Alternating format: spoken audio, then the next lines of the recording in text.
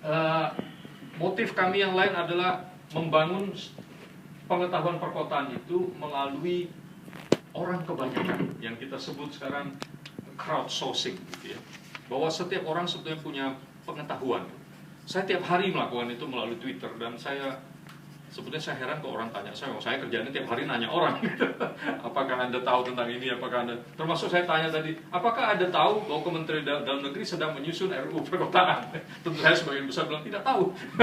Lalu saya tanya berikut, apakah masukan Anda? Lalu ada berapa masukan? Jadi masyarakat banyak tahu, setidak-tidaknya mengenai tempat tinggalnya sendiri, setidak-tidaknya mengenai bidang yang dia geluti. Misalnya Anwar pasti dari segi sejarah, dari segi sastra, dan seterusnya. Kami percaya sekali pada itu, karena itu kami banyak melakukan kegiatan itu. Jadi kami akhirnya memilih tidak menjadi ahli, tapi kecuali ahli bertanya kepada masyarakat gitu, dengan berbagai cara-cara membuat peta dan sebagainya. Juga kita membuat klik JKT di mana orang bisa melaporkan masalah yang ada di Jakarta, tapi melaporkan masalah adalah juga suatu proses memproduksi pengetahuan tentang masalah gitu kan.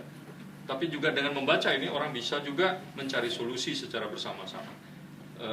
Melalui Twitter kami buat jalan kaki ini untuk bertanya kepada orang, mengumpulkan orang untuk mengumpulkan foto dari apa yang mereka alami di sepanjang jalan kaki mereka. Dan kita lihat banyak sekali foto-foto trotoar.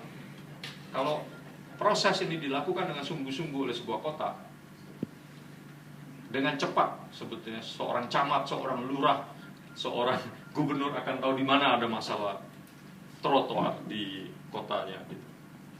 Kalau Ali Sadikin kan dulu setiap pagi membaca koran banyak sekali, dan sebetulnya seorang gubernur sekarang bisa baca Twitter untuk mengetahui masalah di kota tanpa harus mengabaikan, maaf ya, koran Jakarta Post atau apa gitu.